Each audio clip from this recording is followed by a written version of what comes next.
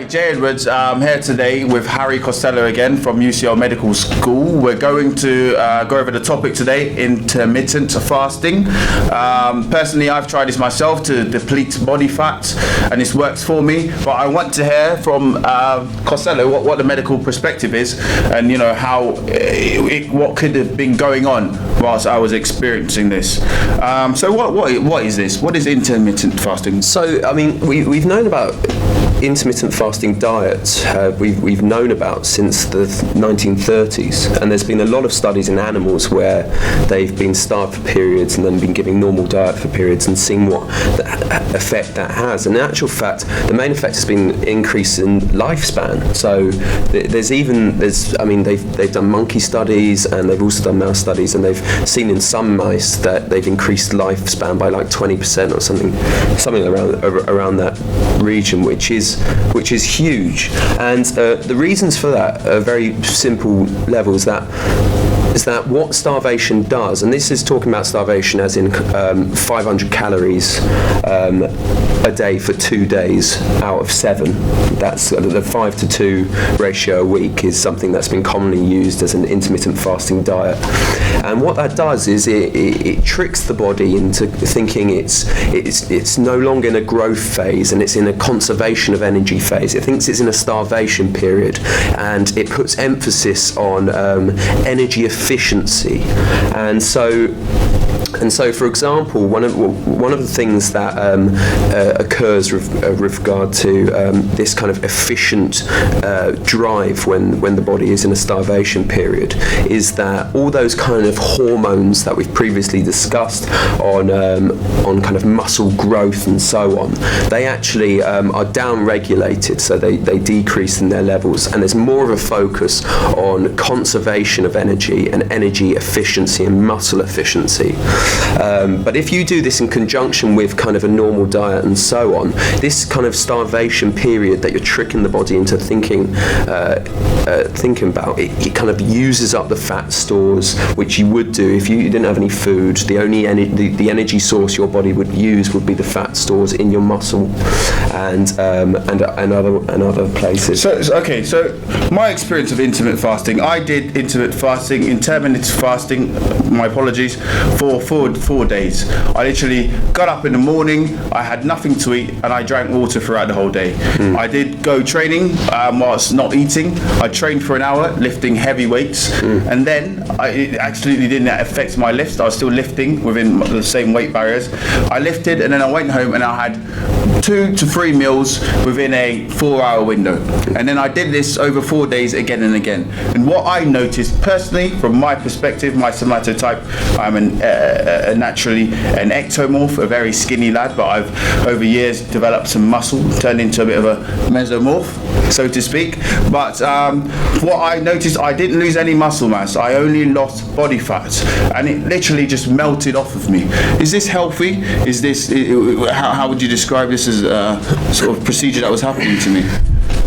Well, I think the diet which has been used previously, as I mentioned, was just a 2-day period of starvation. And during that starvation period, you just eat 500 calories max. I think it may be 600 calories for men and 500 calories for women. And from a point of view, and is it dangerous? I mean, unless you've got other conditions, other established medical conditions. So, for example, if you're on insulin and you're a diabetic and you're carrying out exercise and you're not taking in enough, and you're not eating, then you're going to have a hypoglycemic event where your blood glucose levels go right down and you can lose consciousness and it can be fatal. But that's if you're on insulin and if you're diabetic, which you would know about, and you should be aware of the dangers of that. So that shouldn't happen.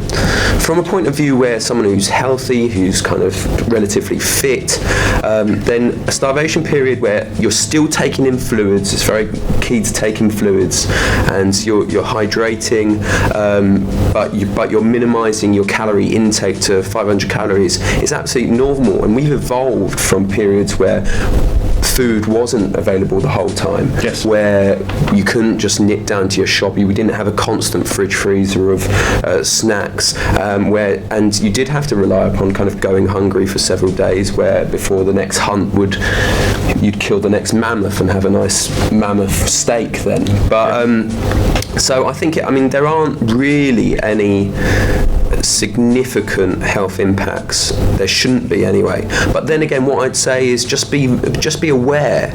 You should. The patient is always right in the sense that you know your bodies as well as anyone. You know when something isn't quite right. If you're feeling slightly odd, or you feel that something just isn't right, if you're having any symptoms, if you're getting headaches, if you're feeling overly tired, then stop and go back to your normal diet. That's absolutely fine.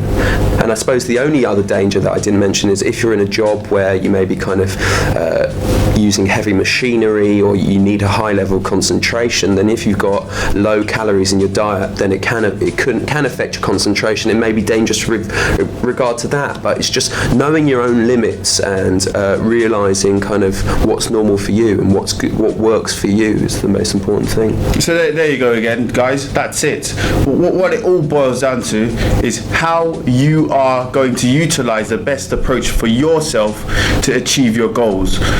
I am not the source of strength and conditioning coach that vouches for one particular way to get to a particular goal. I am open to what works for you once it's safe and healthy. I am open to that. And just a word of advice from the experience and from what we're hearing today, if you're particularly an endomorph, a person of big build that stores a lot of body fat, and you struggle to lose this, possibly thinking about this kind of diet. Not these poxy other diets all over the place doing this, that and the other.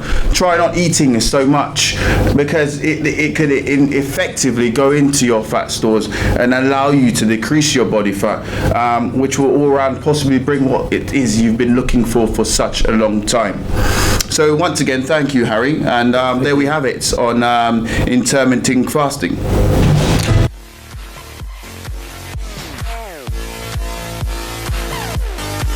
Who's bad?